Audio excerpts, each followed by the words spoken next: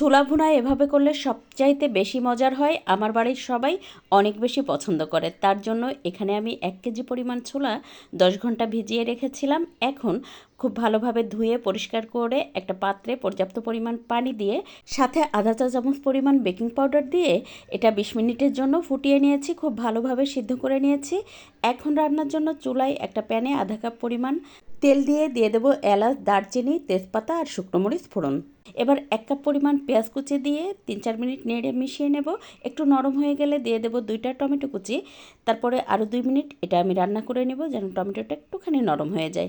এবার এর মধ্যে 3 টেবিল চামচ পরিমাণ আদা রসুন বাটা দিয়ে খুব ভালোভাবে কষিয়ে নেব যেন মশলার কোনো কাঁচা গন্ধটা না থাকে। তারপরে এর মধ্যে দিয়ে দেবো 1 চা চামচ করে ধনে গুঁড়া, জিরা গুঁড়া, শুকনো মরিচের গুঁড়া, হলুদ গুঁড়া। তারপর সামান্য একটু পানি দিয়ে খুব ভালোভাবে কষিয়ে নেব। এবার এর মধ্যে 2টা আলু ছোট ছোট করে কেটে 3 মিনিট কষিয়ে নিয়ে এখন এর মধ্যে দিয়ে দেবো ওই যে সিদ্ধ করে রাখা ছোলাগুলো।